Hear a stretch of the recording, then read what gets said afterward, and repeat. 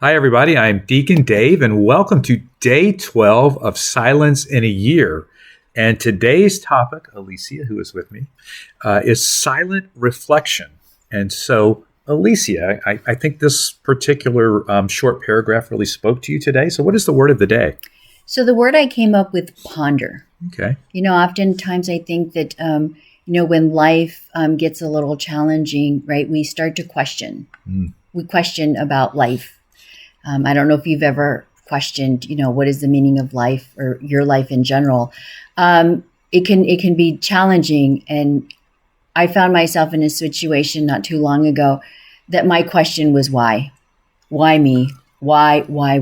Right? And so at that point, I was just frustrated. And I knew I couldn't fix it. I knew there was nothing I could do. And so I did go to adoration. And I did tell God why. I didn't wait for him to respond. I just said, why? Why me? But I also told him, again, at this point, it was a one-way conversation. I told him I was angry. Let me tell you a few things, Lord. I told him how unfair I thought he was being. I told God that my heart was broken. So that took about, the first 10, 15 minutes of my adoration. And, that's a long time to sit and just be mad. So I ran out of words and I sat. And the Lord said, thank God. Probably. Can I just say something in here? I know you're telling this story, but I want to interject. Yeah, sure. I say it's okay to ask the question why. Yeah. I think so often, instead of just remaining frustrated or angry, I think it's great that you went to adoration and you said, okay, Lord, what's up with this? This is not cool. I don't like how this is going down. And I'm a little bit perturbed right now at you. Right. But you were there to really spend time with the Lord, to ponder, right, what was really going on. So what ended up happening? So I ran out of words and I just sat there, and at first I felt nothing. My heart was just there. And the reason I felt nothing was because my heart was hard, because I was angry. I was very frustrated. And then I started feeling nothing, like not even a hardness of heart at all. And then so little by little, I started feeling not angry and not sad and not why, and actually started feeling a little bit better. And the words just started coming into, like, in my heart. I could start feeling God answer. I knew it was him healing me. I knew it because I know how I walked into adoration, and it was only through my surrender to him, right? And so when I left adoration,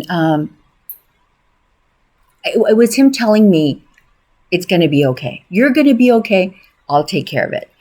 But if you know me, I want it, like, I just can't sit and do nothing. So I was like, okay, well, what is it? Let's do it now, right? And it wasn't happening. It wasn't how he works, Alicia. No. But I felt that by pondering those words, like, I'm asking, we all ask these questions. Why? But I think that we have to be open to hear the answer that God wants to give us, right?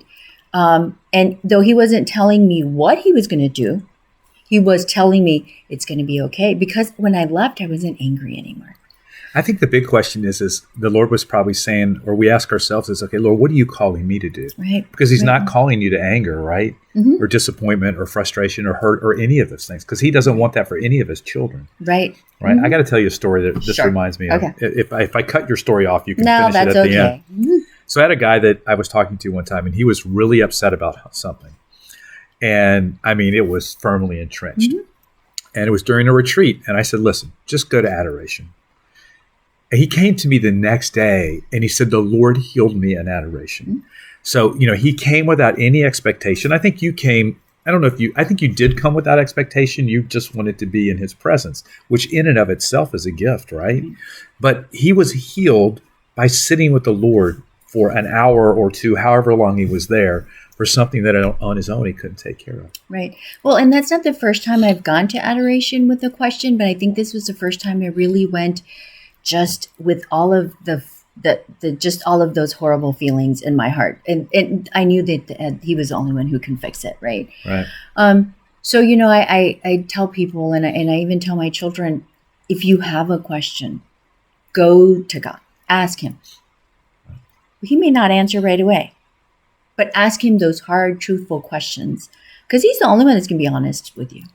So I think that one of the big takeaways from this is just the fact that, there was in the silence, you sense the manifestation of God's presence in your life, right?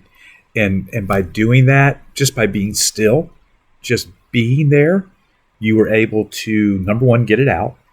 And then as you quieted your heart, you experienced the presence of God in the beginning of a healing. Absolutely. That's beautiful.